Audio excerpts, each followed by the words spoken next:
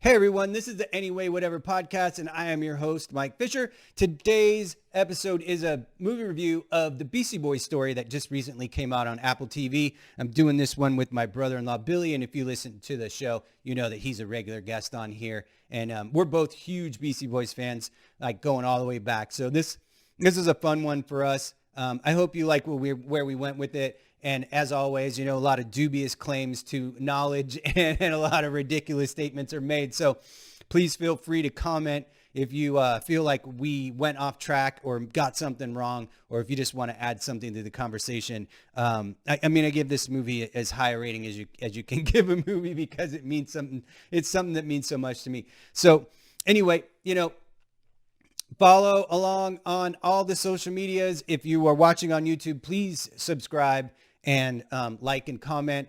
If you are listening on the podcast version, you know, you can find us on all the different channels. Please subscribe and give us a 5-star rating, as that stuff goes a long way to helping me keep this podcast going and giving you guys new content all the time. You know, I appreciate all the support everybody gives, and every single little bit counts. And I really do appreciate it because I really like making this show and I want to keep doing it for a long time. So find us on all the social medias at Anyway Whatever Podcast, Twitter, Instagram, Facebook, etc. So enjoy.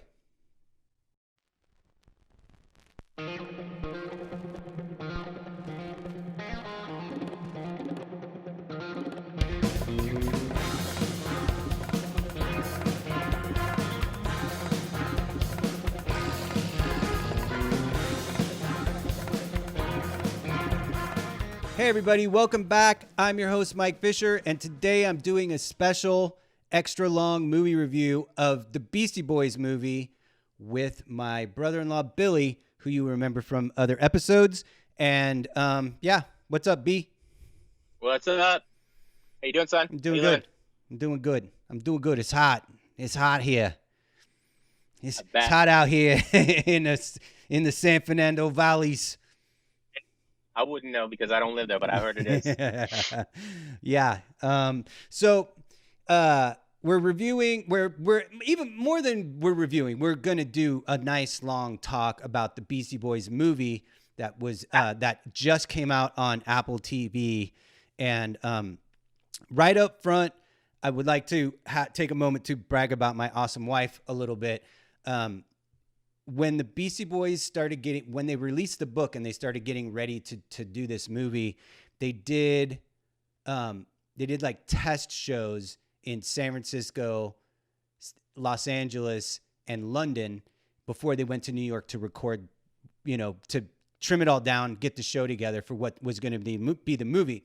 My wife is a hairstylist, and she ended up getting the gig to do the makeup and hair for the LA and San Francisco live shows of the Beastie Boy book reading that ended up becoming what the movie was. So I got to go to the LA shows, and my brother-in-law, Billy, and my sister got to go to the San Francisco shows as a guest of my wife.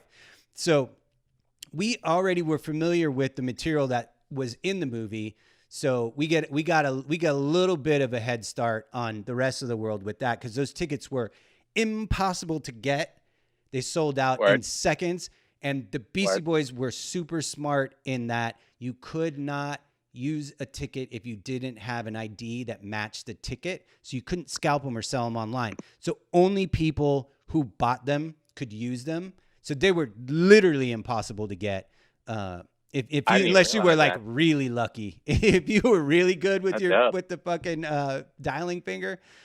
So I think Christy just gave us will call stuff like we didn't even have tickets. Right. Yeah. You know, you were guest list, son. You were guest list, son. That's how we do. You know what I'm saying? Okay. Resent. NorCal baby. You know what it is. So yeah, it was super cool. Like when she was going from LA to up to the San Francisco shows, she got to fly on a private jet with the Beastie Boys and that whole crew, which was fucking insane for me as a person. And so yeah, I had to I wanted to be on the Beastie Boys jet. Yeah, no shit. I dropped her off at the private jet port in Burbank, and I was like just sitting there in my car, like looking at the plane that my wife was going to be flying on, and I was I have like, a question about that. I was like, I have a question about holy fucking Did you shit! Did you take the Bentley or the Range Rover to the private jet drop-off place? There were a bunch of those cars. I took the fucking, the Scion XB, the 2004 XB, son. Oh, okay. The Cool, brave cool. little toaster. Yeah. Cool. Actually, no, I think I drove her Prius. Actually, I think I was in the Prius. But it was, after the show, I got to go backstage, and, I was excited. I might get to, shake hands with those guys and stuff. Cause I'm not the kind of guy who presses up on famous people very often, in public. Cause I think most people who are famous get enough of that shit. So I was backstage, kind of just, playing the wall and waiting, but they hadn't talked to Mario C in a long time, and he had his kids there, and it's like, oh my God, I haven't seen you since you were, 2 years old. And so I just didn't want to interrupt. And so I didn't get a chance to meet them at the show. I got a question about that. I got a question for you about that. Did you know that Sabotage is about Mario C? I did not know until I watched the Beastie Boys movie. I never knew that. That was crazy. Yeah, anyway. I don't want to give up too many spoilers for people who haven't seen the movie yet. If you didn't watch it the first day, shame on you. Shame on you. But so I don't want to give up too many. We were talking about the Beastie Boys movie. Say that again. I said, my bad. I thought we were talking about the Beastie Boys movie, but that's cool. That is one of the most unexpected parts of the movie for me. I was like, what? Because they didn't talk about that in the shows that we saw. And I was like, what? They explain the lyrics for Sabotage and how that came about. And it's a fucking brilliant point in the movie. So keep an eye out for that. But where I was going is that afterwards, when she flew back and I went to pick her up, I was going to get her luggage, and Mike or Ad-Rock and Mixmaster Mike were just standing there waiting around for their car and stuff. So I got to actually meet those dudes. I didn't get to meet Mike D because, he flew into LAX on a separate flight. But it was still cool. I got to shake Mike D's hand, or Ad-Rock's hand. I got to shake Mixmaster Mike's hand and shoot the shit with them a little bit, and that didn't suck. No, it would not. Now, I thought you, Mixmaster Mike, and then we're gonna hang out and stuff. Yeah, my family connection and shit. My wife and Mixmaster Mike's wife like really hit it off, and then after times people fucking go their ways, and we're gonna hang out shit just doesn't end up happening. That's just life. Thought you're gonna be making beats, yo. In the fucking party drop scene. Some GIS lines, some shit. So yeah, that was an experience that me and Billy got to have. We're both lifelong, all the way back to when we were kids, Beastie Boys fan. And it's one of the things that we have in common, that when Billy and my sister first started dating, that, made it so that we could, become friends pretty quick. And for me personally, I was into the Beastie Boys, not to be a total hipster dickhead, but I was into it before anybody else was. I heard the Pollywog Stew punk rock 7-inch record that they put out on college radio, on the college radio, like hardcore channel, the show that I listened to. So I bought that record, at the record store when I was like 12 years old. And I loved the Beastie Boys because they were, they just sounded like the Germs to me. Like a Germs, Bad Brains crossover, which, didn't get a lot better than that. But then they started doing things like Cookie Puss, that was like this rap record, and I was into rap music as well. I was starting to get into it through Run DMC and different college radio shows that played hip hop. And so when they actually finally turned into a rap group, I'd already been along on the ride with them since when they were a punk band. And I think you came in on their career, like on License to Ill, right? For sure. Well, I kind of want to get it out there that I am like 2 years younger than you. Exactly, so 2 years younger than me. That would have meant that I probably had to go to bed before like that stuff came on the radio, college radio. So I probably wasn't even allowed to listen to that stuff. Yeah, because I was a little marked. Well, I wasn't allowed to listen to it either, but I did anyway. Oh man, kind of messing me up. No, I'm just kidding. No, I Pam and didn't. Mike didn't like it much. You're right. Um, yeah, no, I didn't get into it until like it came out a little bit more mainstream. Of course, being in California, we didn't have that same exposure to like that New York scene and all that stuff that was going on over there. Right? Sure. But of course, once it did hit over here, it was like every other dude, or every other guy, every other girl that fucking loved the Beastie Boys. Everybody loved the Beastie Boys back in the day. Like, Less the Ill hit, it was a monster, and of course Yeah. I was just one of those dudes that like you kept going after that, after License to Ill. You know what I'm saying? Right. Yeah. Yeah. Yeah. It's So of course. it's funny that they kind of talk about how the fans that they ended up with were the people they were trying to make fun of with that song. The frat dude, like drunken dipshit frat guys. And they wrote that song to make fun of those people, and then that was what their shows ended up being full of, is just a bunch of drunken dipshits. And Yeah. Sorry, man. I was just going to interject there. Like, it was crazy that, Mike D addressed that, saying, like, we went out to make fun of these dudes, and then, or we made these songs to make fun of these dudes. Then we went out on tour, and all those dudes showed up, and they loved us. And guess what? We'll be in love. So, right. cool. Let's get it on. Let's get down. Yeah, that's one of the things and I kind of, Sorry, bro. Go ahead. No, it's fine. One of the things I talk about a lot on this show is that just the sheer act of creating anything is a little bit of an ego trip.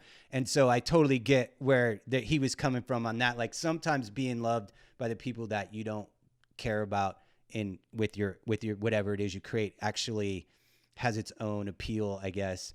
Kurt Cobain from Nirvana had a very similar thing where he was like, I just wrote a bunch of songs talking about all these people that I hated growing up, and then they just ended up being my fans. And it was like he goes into like this thing about what a weird dichotomy that was, and I think Mike D touched on that really well as well. And you don't get to pick your fans, man. Like, sometimes you just don't. Well, I think it's an important fact, actually, that might not come through when you like watch it, but it's like an important fact in terms of like how they grew as people and artists, right? Like, that's like phase Sure. one of them becoming people who evolve into different things, right? That's the first time that they evolved. They were kids making fun of other people who ended up with those people that loved them, and then they ended up kind of like loving that and being about that. And so that's like a little bit of an evolution, and it turns out to be sort of a theme of their career and lives.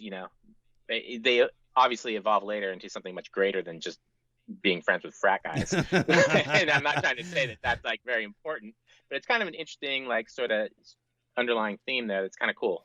Anyways, I dug that little fact as a lifelong fan. Yeah, I found that to be a little bit interesting. I agree totally. When Cookie Puss came out after the Pollywog Stew thing, and they did that they started getting into the hip hop thing, I wasn't a super fan of Cookie Puss, and I was like, I as a person, I was like, I think that they may have just totally ruined this band by doing that. And then they put out the Rock Hard 12-inch, and they talk about that record. And if I had anything that was disappointing about the movie to me at all, is that I feel like they were a little hard on themselves for the early stuff like Rock Hard and License to Ill. I feel like because I think for the time that they were important innovations, they were important developments in hip hop timeline. And a personal story that will end in a shout out was that when Rock Hard came out, I heard it on the college radio station, and I went and bought the 12-inch single of that. And it was like, 2 songs on the front, and then the back were instrumentals. That's the way all the Def Jam records came out back in the day, so DJs could mix that shit. And I had it in my collection forever. And then at some point someone borrowed it, and I lost my copy. And then when it occurred to me that I needed to try to find a copy of that, it was so expensive on eBay or online that it was just, there was no way I was ever going to pay that much for any record. And one of the reasons why it's so sought after is that AC/DC said they would never ever approve the samples they sampled Back in Black, and AC/DC just said you can never re-release this stuff. And so that's why you've never heard those songs anywhere unless you go, you can find it on YouTube now, but they can't re-release those because they can't get clearance for them AC/DC samples. So I was disappointed that I didn't have it, and I posted something on Facebook about it. And a few days later, right the same week as my birthday, probably 5 years ago, a copy of it showed up on my doorstep, and it was sent to me by my friend Jeff Pivodo in Austin, Texas, who's a graphic designer. And so shout out to Pivodo for hooking me that out. How do we know Pivodo? We know him from gigposters.com. Anybody who listens to this show has heard the about the website gigposters.com, which is where I know a lot of the designer guests that I have on here are going to come from there. And he's a restaurateur and a graphic designer. I mean, he's like the level of graphic designer where like he gets hired by like airline companies to like design their branding, you know. He's like high level dude. So 2 quick things. I had no idea you were going to talk about AC/DC, and I'd not wear this shirt because of that. So when I saw you come on camera, I just like AC/DC and I like this shirt. So yeah. And second, one of my other favorite parts of the thing is the Africa Bambaataa part of the Beastie Boys story. So yeah, that footage is like gold. That's crazy. But you know, I guess we don't want to try to spoil things for some people out there who haven't seen it. But you will like it's funny. It's hilarious. That part is hella funny. Yeah. I wonder how Ad Rock didn't admit at the time while he was on camera who he was. When people watch it, they're gonna see it's really funny. It's really funny, and just like good. What a fucking nerd like Ad Rock looked like. Just like he's like wearing like an alligator shirt and he's got feathered hair. He doesn't even look like a punk rocker, let alone a b-boy. When I saw that live. That was like one of the highlights of the live show. And you can see the look on his face, like he's like, "Oh, have you heard this thing?" Like, I think it's I don't know. Like it's rad. I love that part. Yeah, that was super awesome. So right after that, they came out. They were in the movie Crush Groove. Between Rock Hard and Licensed to Ill, they were in the movie Crush Groove, which was about the creation of Def Jam Records and like Run DMC and all that stuff. And they had the song "She's On It" was like a 12-inch single. It was just a one-off from the movie soundtrack, and I loved that one. That was your first glimpse of what Licensed to Ill was going to sound like, and it came out like, you know, Licensed to Ill came out about a year after that, and so yeah, I was pretty excited about all that time, and then went on tour with Madonna and that whole thing.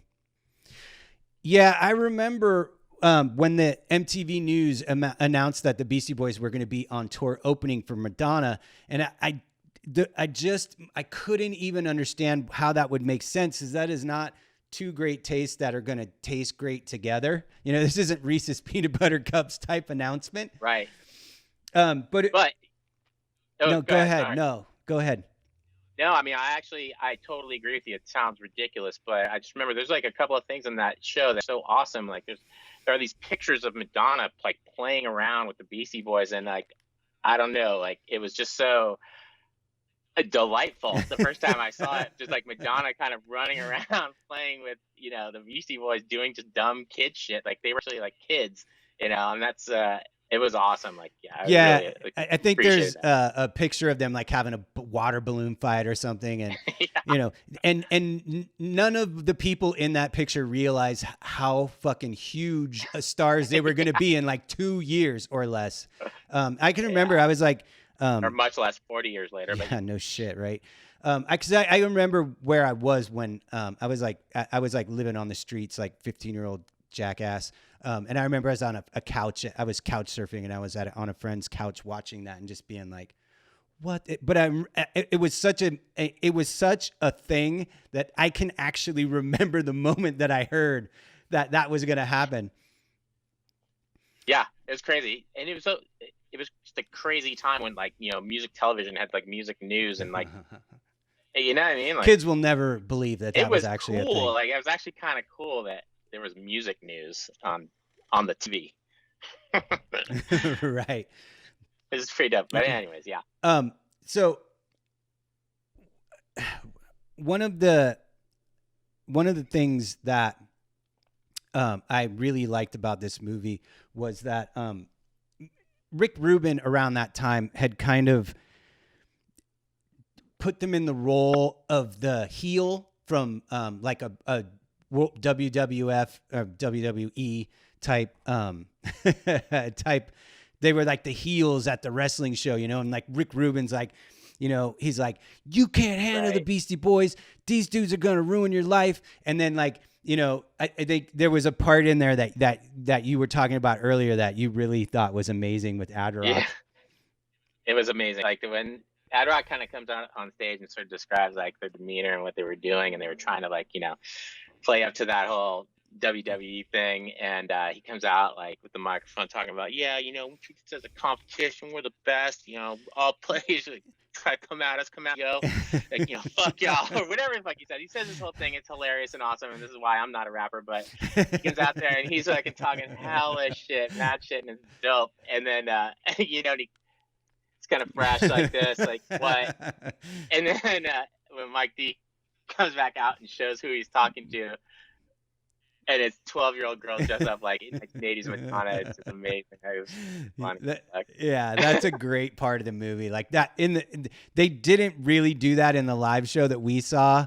Yeah, I know. But it got hella laughs out of me at home when I was watching it. I fucking started cracking up. That was hilarious. And that's one of the things about this movie that is fantastic for not even a Beastie Boys fan, but it's just really well made movie, and it's hilarious.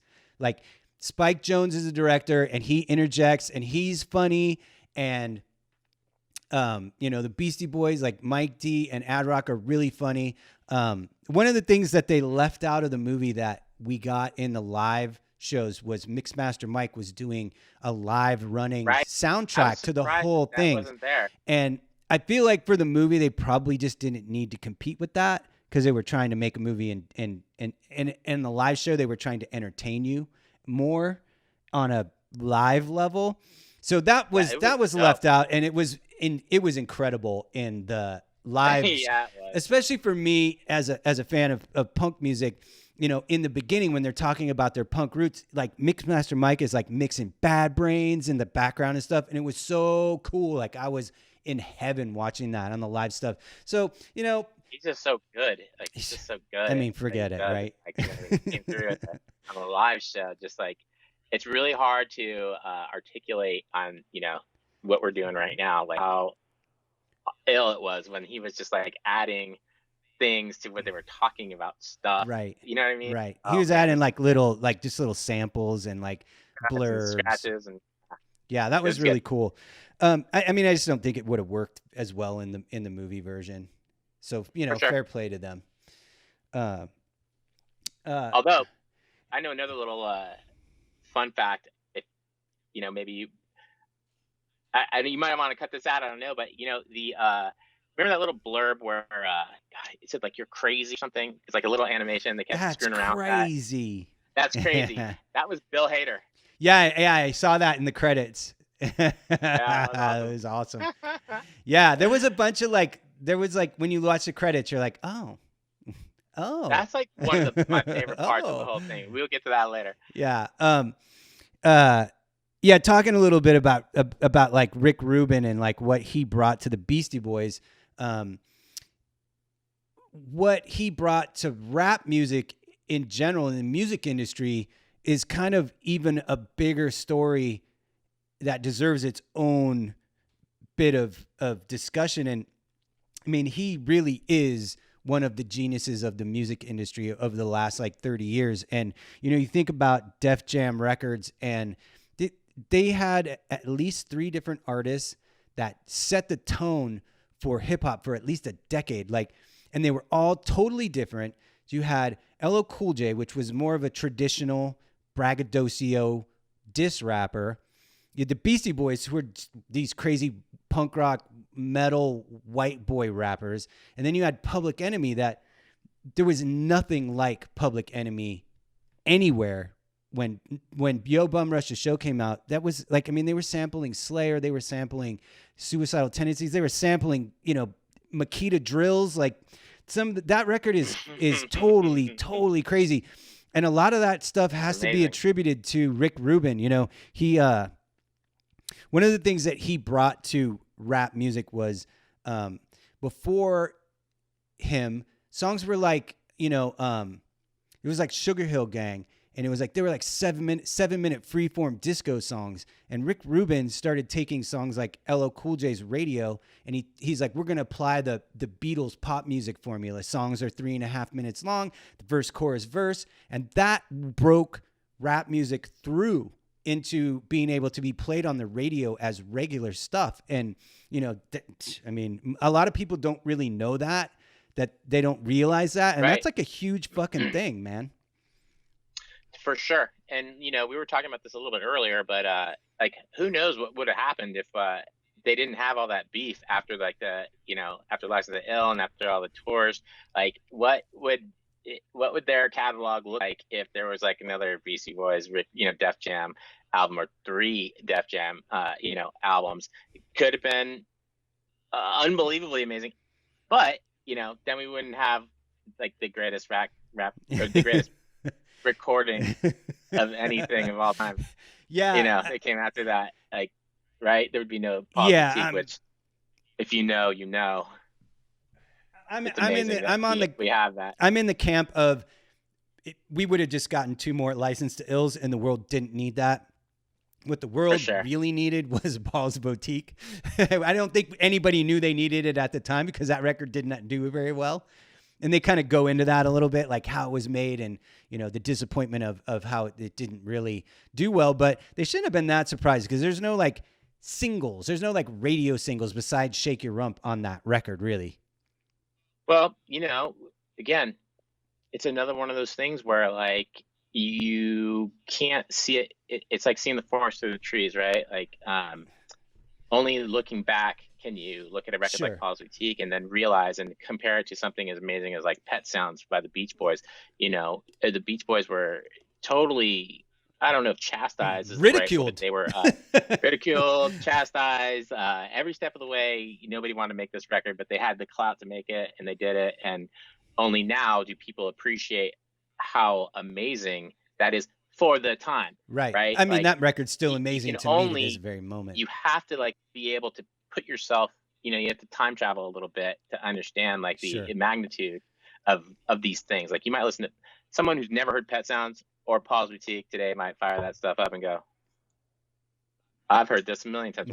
What's so special about this? I don't get it. It's stupid. Right. You guys are whack. But back then, when it was the first thing, it was like a brave step. It was amazing and innovative, and just kind of changed the game. Yeah. Not to be a cliche, but yeah. They in the movie they really go over how they met Mac Dyke and the Dust Brothers and how all that Computer stuff, nerds. like, and what they brought to me and Billy's in the games industry. If you listen to the show, you already know that.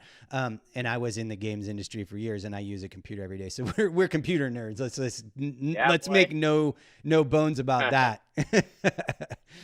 Yeah. Jay Darks.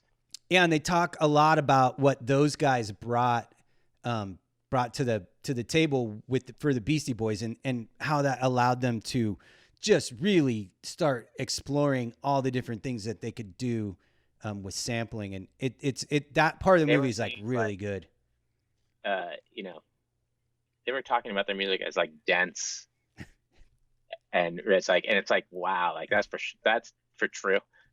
Right. Like, Yeah, I mean, I even now, like, I listen to that, I'm like, fuck, there's like a Thin Lizzy sample in there that I never noticed. Can you imagine or how many a Bad Brain must sample. be attached?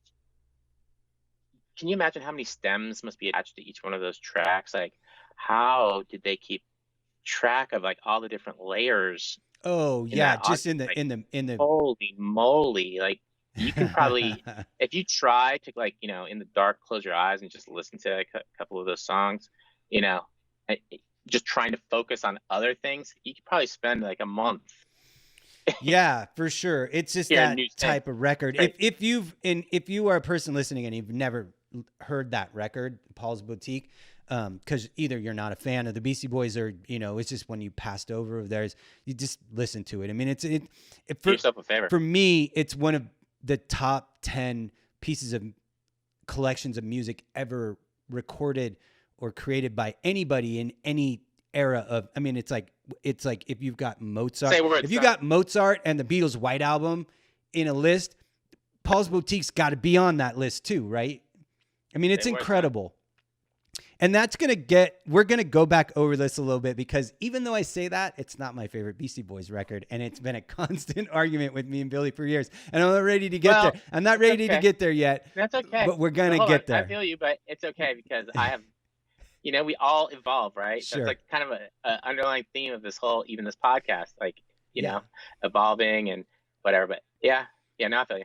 Yeah. So we could argue all day. Go ahead. Next. They one of the things that they really good that they spend a good amount of time on in the movie is that at the time that they recorded Paul's Boutique, they rented this mansion in the Hollywood Hills, and in the mansion there was when they rented it, there was a locked closet, and the family that owned the house were this family called the Grassoff family, and the Grassoff specifically forbade them to open that closet. And so of course they're like, we're not gonna open, we're gonna open that fucking closet the second they fucking leave, because now we got to know what's in the closet. And then it ended up being like all this like old 70s wardrobe. And I will definitely not spoil too much of that, because the visual content during this time is fucking amazing. It's hilarious. This whole part of them living in the Grassoff house it's incredible. Pretty crazy, yeah, for real. That house is unbelievable. The pool has a bridge over it. There's an underground window. Right. Come on, man. One of the things that I know, that it's just a piece of information that I happen to know, because I'm just like an information nerd about music stuff, is that when they were living up there, they had mutual friends that brought the guys from Cypress Hill up to hang out. And Cypress Hill didn't even have a record out. They were just making demos, and they just ended up at the Beastie Boys house, and they started playing, what they were doing, like what ended up being the first Cypress Hill record. And the Beastie Boys were like, fuck, this is awesome. You guys got to go on tour with us. So the Cypress Hill got their first touring experiences through the Beastie Boys. And then also, that is the same thing that happened with House of Pain. House of Pain were just some rap dudes, and they ended up at the Beastie Boys house, played demos. You guys got to go on tour with us. And that's how both Cypress and like... What was the House of Pain's name? Everlast. Everlast. And he was like in IT Syndicate, right? Way back. Yeah, way back. Way back. All right. At some point, me and you are probably going to have to do just a straight up Ice-T episode. Oh, bro. I've seen like every single episode of SVU. What? I've never seen a single episode of SVU. I started watching it only because of Ice-T. That's and awesome. Dude, you need to put on like this podcast that whole what was the thing? Oh, the memes where people were making up the shit that Ice-T was saying. So funny. Yeah, I'll find the meme and I'll put it up. I'll put up what we're talking about. Everyone's gonna be annoyed with us right now. Right. I'll throw it up when I edit this together. I'll throw it up so everybody knows what I'm talking about. If you're listening to the audio version, you're just fucking out of luck. You're never gonna know what I'm talking about. It was called like Brown something. Fuck, you have your iPad next to you. Just look it up. Okay, fine. Go. You talk. Yeah, one of the things about this podcast, that I always want, is for it to be conversational and not too overly produced. So if I need somebody to look something up online, fucking go do it. Like I'm over here drinking water, fucking, going off screen to burp, looking at my fucking cheat sheet, shit like that. So if you listen to this podcast, you're familiar with my lack of professionalism, but I kind of don't care. I just want something that's fun and interesting for people to listen to. Because I think there's just too much polished content out there, and I'm not interested in being part of that whole deal. Yeah. So one of the things oh my God, I found it. Okay, what is it? It's a meme. Hold on one second. Let me set the stage real quick. There was a meme thing going around where people would take a picture of Ice-T from SVU, because he always has these weird quotes, and so they were making up new weird quotes and then putting memes online. So the one that me and Billy first saw together that we almost pissed our pants laughing at was, turns out that joint was laced with cat litter and soy sauce. kids are calling it Brown Christmas. Dude, you do a pretty good iced tea.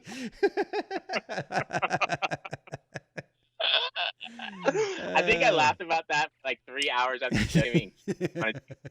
Great. Dude, there's so many of those that are so fucking funny. Oh my God. Yeah. Anyway, digression over. So after Paul's Boutique was no kind of success for them, they had to kind of start back over again. And that leads us into the Check Your Head era, which for me, that is their best record. And by far, because I think that's where they finally figured out who they were going to be as a band.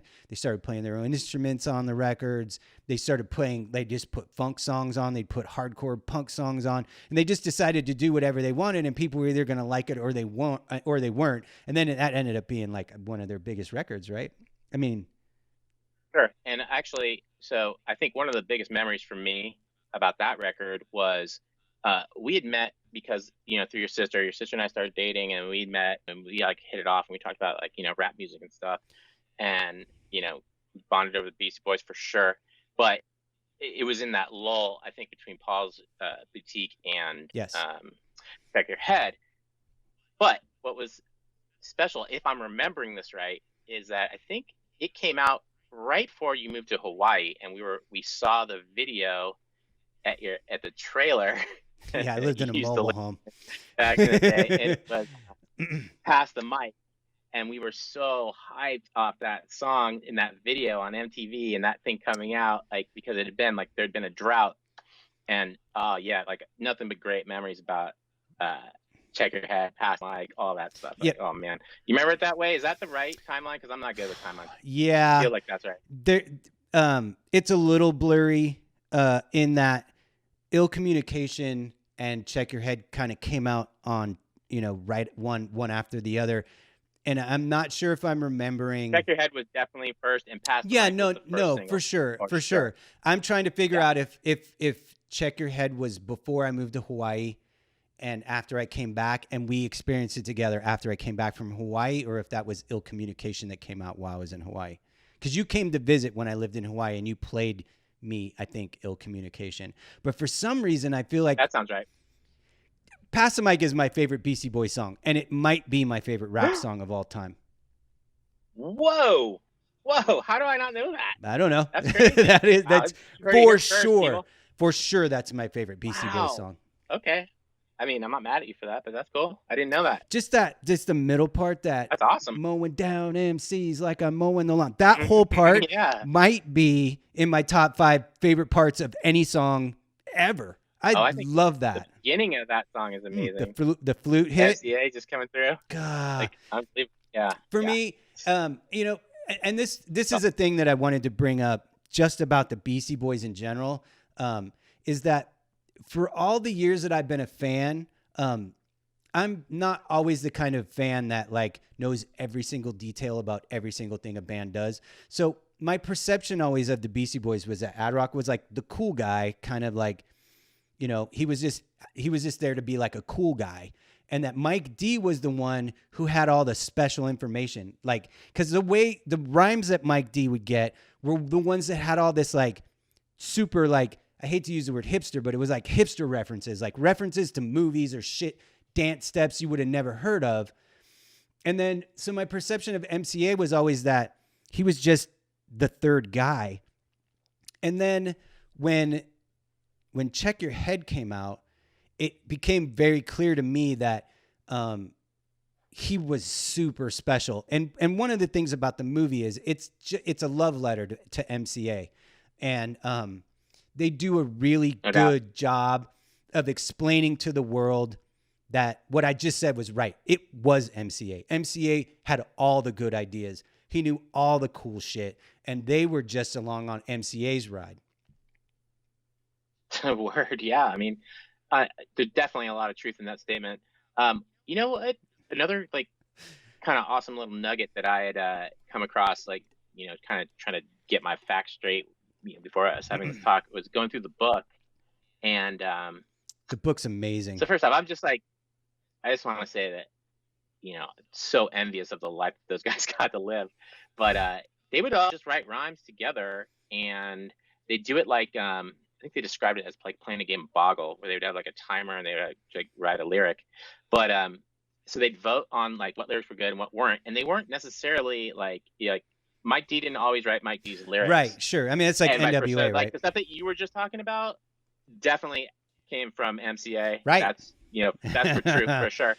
But a lot of times they would like just write rhymes, chop them up and like vote on them, and then decide who should be doing what. Sure. Which I thought was super interesting and like very cool. But yeah. Anyways.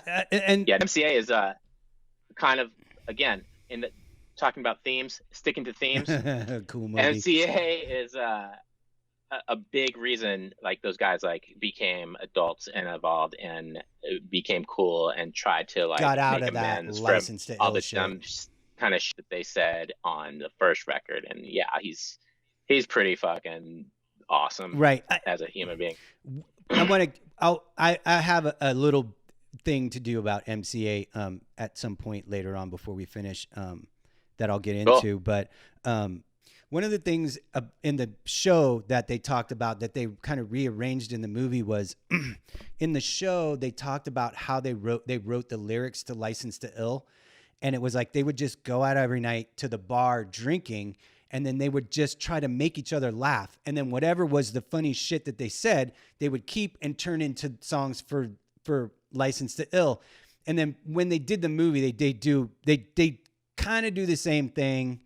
But they got clean it up a little bit for movie format. But I thought that was awesome that like, and then what you just said, how it's like they just MCA. There's a part in the movie where they go over how MCA figured out how to make drum loops.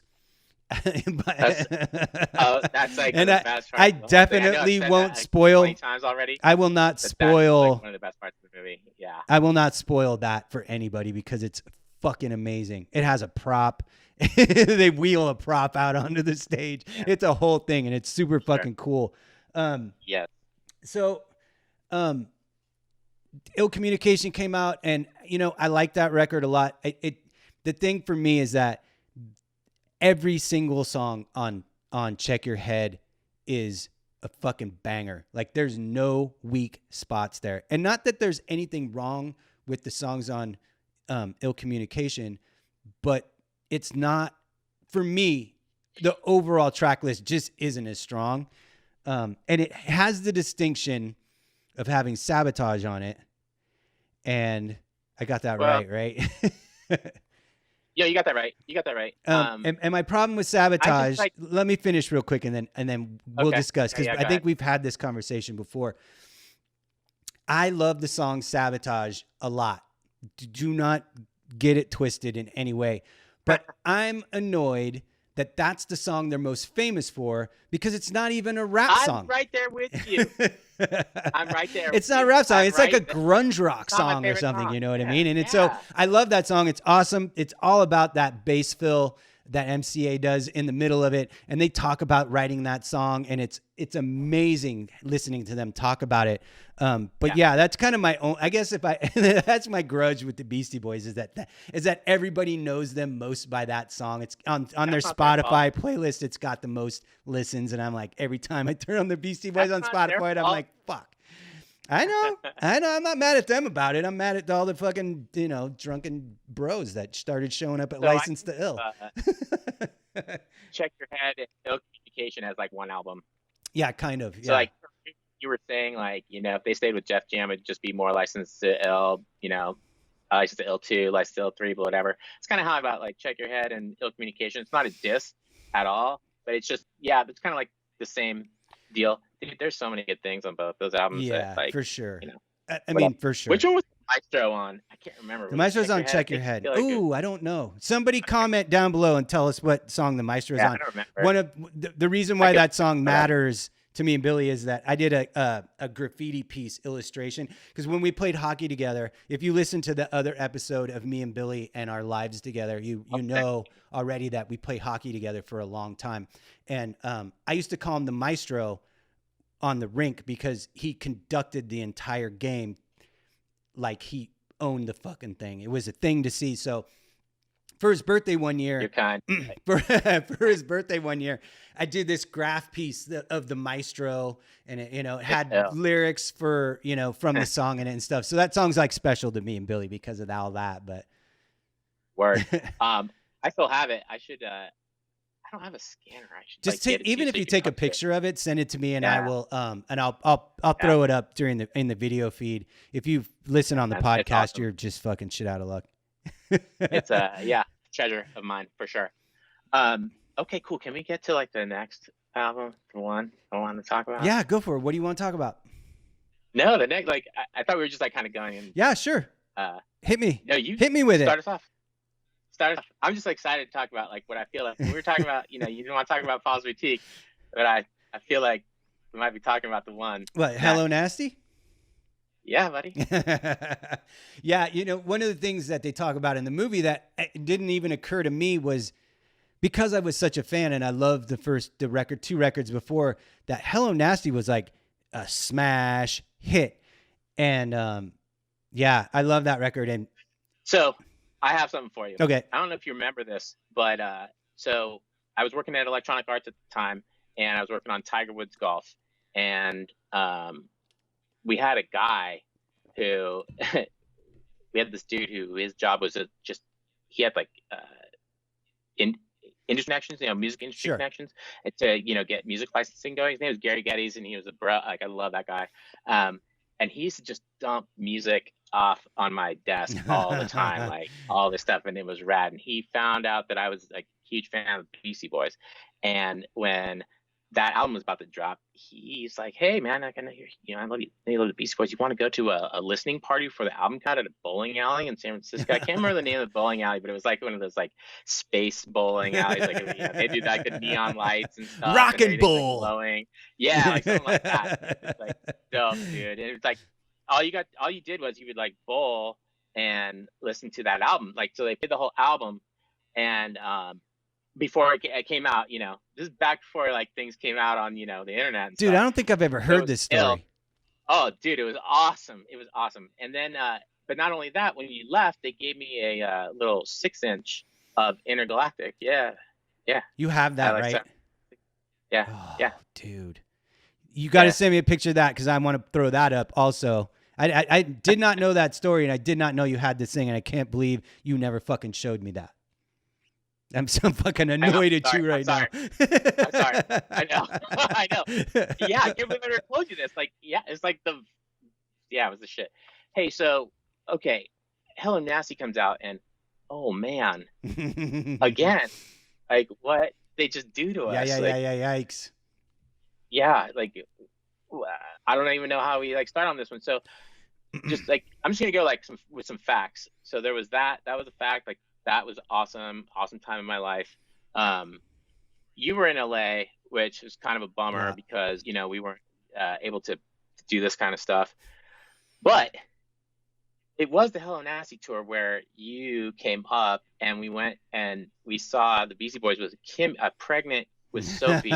So Sophie's my second daughter. I've got 2 daughters, Jackie and Sophie, and Sophie's the second one. So Sophie is the only kid of mine that ever got to see a Beastie Boys concert. I didn't get to see it. By proxy. And that was ill, dude. Yeah, it was the Invisible Scratch Pickles and Beastie Boys, right? Like, yeah, and that was that tour where they had the revolving stage, and they'd come on and they'd like play like some like songs, and then people would leave the stage, and then they'd rap for a little bit, and then it was like people were coming and going off the stage the whole time. It was one of the most fun times I've ever had in my entire life. And they made us sing Paul Revere. They didn't want to sing Paul Revere, but they played it, and they made the crowd sing Paul Revere. Remember that? I do not, but that's amazing. I mean, remember it now that you say that, but it was not in my bank. That's awesome. I totally remember that. Dope. Yes. That was a good show. So. Yeah, I was gonna. I mean, that record. I had to play catch up because you and Kimmy saw the Beastie Boys at the Flint Center, but I didn't get to see them at the Flint Center. I was too young. Right, in 1987. It was about a year before I started going to college there. It was at the Flint Center at De Anza College, which is where I went and got my animation education for a minute. Nice. Yeah, that record has the distinction of being the first record that my children were all old enough to remember. So that's like the I Beastie remember Boys Keith's record. favorite song was the Grasshopper, whatever the name of that thing is. Right, right.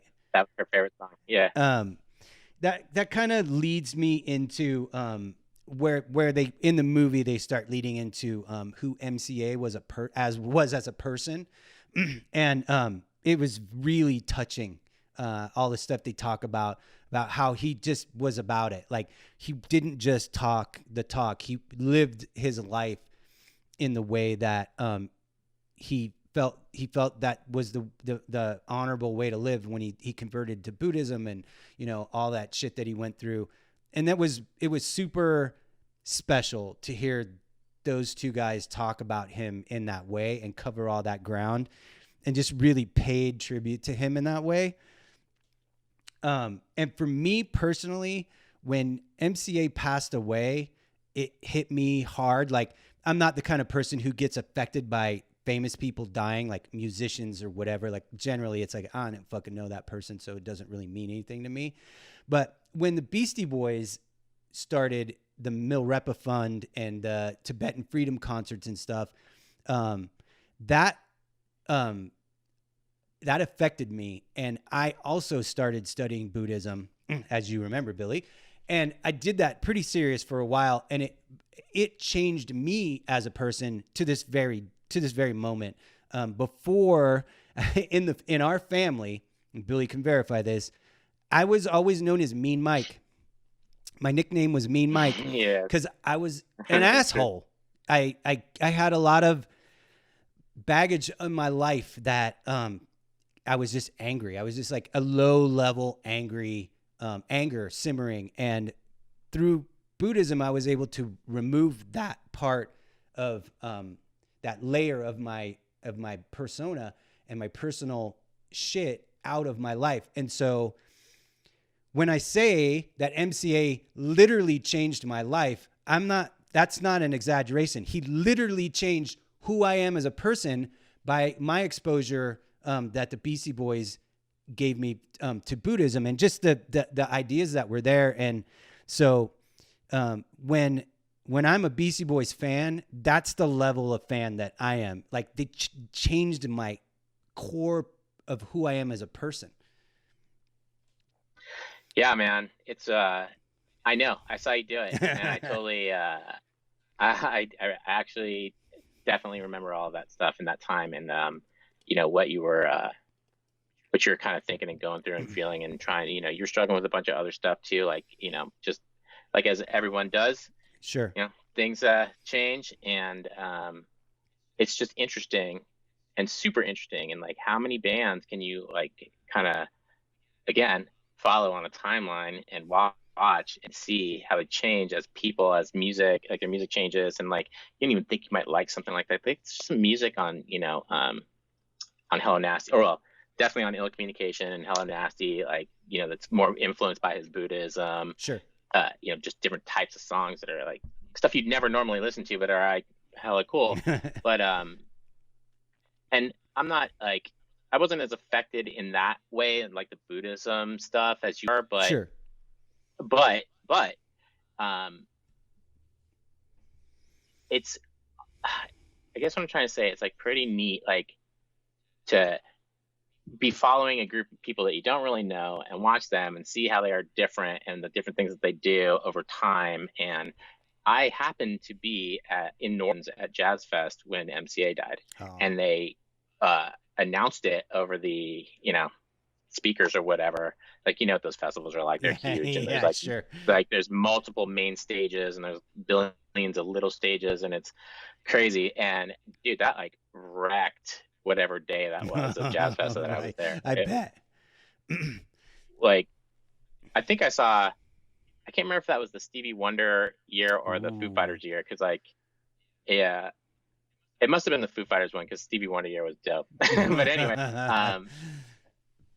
I mean, Foo Fighters were awesome too. But anyways, yeah, that I will never forget when the day MCA died, because I happened to be in a weird place, not my house or whatever. And yeah, it's just, I'm trying to think of other bands. Like, if you like were a fan of Van Halen over, their 30-year 50, you know, fucking 50 tenure years or whatever, almost. whatever it is. You know, David Lee Roth is sort of David Lee Roth. He's kind of the same dude the whole time. You know what I mean? Right. Yeah, sure. Good, bad, or whatever. I'm not saying anything I love about it DLR. or anyone else. But yeah, I'm just saying it's not the same. So that's why, like, you know, yeah, MCA definitely holds a place in my heart. Of, you know, it is lame to mourn celebrities that you don't know and stuff like that all the time. Totally agree, but you know, everybody gets one. Sure. Well, you know, that kind of the thing watching the movie, and when I'm trying to think about what the movie overall message to me in the movie is that these three dudes, they always made the most of whatever was put in front of them, no matter what it was. Like, they just made the most of everything. Like, they got a shot on some random shit like License to Ill, and they just kept making cool shit all the time. Like, they never gave up on it. They never, if something wasn't working, rather than give up, they would just turn it into something even fucking cooler than that. And even breaking up because MCA died, they made this on top of that. They always made lemonade out of whatever fucking lemons were put in their bowl. Yeah, totally agree. And it's yeah, I guess the overall message for me was, I think it started as we want to do this as a love letter to MCA, like you already said, and it clearly is, and it's clearly justified. But you just sort of took it over the top. I didn't even think about it like this. Like, I always thought of it as MCA being the sort of engine that like made the Beastie Boys car go. Sure. And then yeah, you're right. They like turned around and made this thing without him. So I guess, you know, like, hey, wow. The whole movie and the shows that we went to stemmed off of the Beastie Boys book that came out. And if you haven't checked out that book, you have to. It's absolutely fucking fantastic book. It's just a shrine to the Beastie Boys. And, like, you know, I think sometimes this is just an aside, and it's just a personal impression based on having talked to people about the Beastie Boys in conversation or whatever. And I think that a lot of people just kind of wrote them off early as, like, you know, the frat boy clowns. And I think that there can be a perception that is what they are, like, that they just weren't taken seriously because they were white rappers or whatever the reason is. And just going through that book and seeing all the shit that they did and how important they actually were to the evolution of hip hop. And I think the book did a really good job of that. And then because the book is like a fucking phone book, this movie's just like a taste of what the book is. And you know, it's highly recommended. Well, guess what? If you're trying to get the message out there about the Beastie Boys and their impact, you know, on hip hop and whatever, all you have to know is that Chuck D was the person who introduced them for their, you know, Vanguard Award or whatever at the MTV Music Awards. Right. A few years back. It was Chuck D. Like, and if you know Chuck D or anything about that, like, Chuck D of Public Enemy, for anybody who might not know. I think that's something. You know what I mean? Sure. Like, Chuck D introduced the clown princes of rap into like a Hall of Fame sort of a deal. You know what I mean? Right. Like, that just, I feel, says everything right there. So yeah. Yeah, for sure. So, there's another a few other personal anecdotal things about the Beastie Boys over the years for me is like they were the first time I ever heard the words Fatburger was on the License to Ill record, because I lived in Northern California and there was no Fatburger, but they flew Fatburger when they were way out west. There still isn't. And so when I first moved to LA, my studio manager at the time is a guy named Tom Mott, and I actually still work on products with Tom in the card game business. And Tom Mott will probably end up being a guest on the show. But first day at my first new video game job, he's like, well, where do you want to go to lunch? And I was like, fucking Fat Burger. And so there happened to be one right around the corner. So we went to Fat Burger, and it's been my favorite place ever since. And if you listen to the other episode with me and Billy, we cover Fat Burger pretty extensively. But delicious. Then what I didn't know until the very moment I walked up to that Fat Burger is that their triangle, their diamond logo is the Fat Burger logo. And the Beastie Boys one? Yeah. It's just the Fat Burger logo with the lettering changed out. And that was a little bit of a mind blower. And then the Beastie Boys logo, everybody knows. The tag style one was done by an artist named Hayes. And then it turned out, I learned, he also did that Fat Burger one too. And then I learned that he just did almost everything for them. And a few years ago, I guess it was almost 10 years ago now, the Museum of Contemporary Art in LA did a street art exhibit, and they had everything from Banksy to Kenny Scharf, Herring, all the big name street art people. And there was a whole section of Hayes' stuff and all the stuff he did for, all the Def Jam stuff he did, all the Beastie Boys stuff he did, Vision Streetwear, all this stuff, and just standing there and seeing the actual mechanical drawings, the physical mechanical drawings of the Fat Burger Beastie Boys logo and the tag one. Man, that shit was like, I got chills when I was standing there looking at it. That was fucking awesome. I didn't know that. That's awesome. Yeah, a little bit of nerd trivia from Mike Fisher, Design Nerd Trivia 101. Love it. I mean, I think we pretty much covered it without spoiling it too much. I mean, this was our love letter to the Beastie Boys. If the movie was a love letter to MCA, this is our love letter to the Beastie Boys, because they mean a lot to me individually, and to Billy individually, and to us as friends. They mean a lot. And for sure, no doubt. You can't really get us together without us talking about the Beastie Boys or Public Enemy or NWA or the Ghetto Boys. Like, when we're together, we talk hip hop nonstop.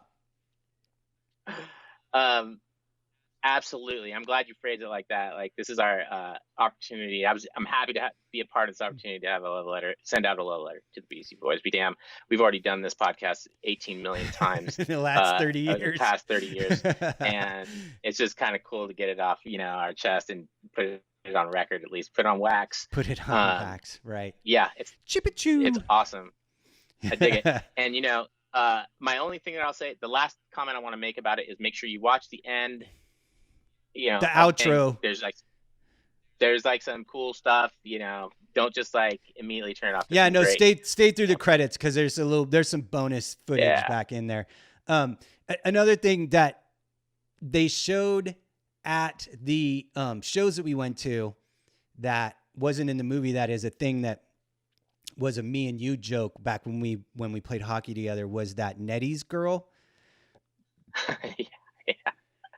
The on the lake. Yeah, Echo Park Lake, across the street from where I lived for years. Yes. The Beastie Boys put out this video that was just all these Why did we hold on?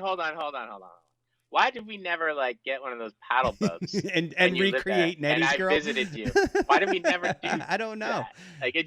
Just get out there and do a paddle. You know what? I think I didn't realize. That's crazy. I think it's because I didn't realize that is where they were at until I saw it in the show that we went to, and I was like, oh my god, because they showed that clip, and I was like, oh my god, it's Echo Lake. I live across the street from that.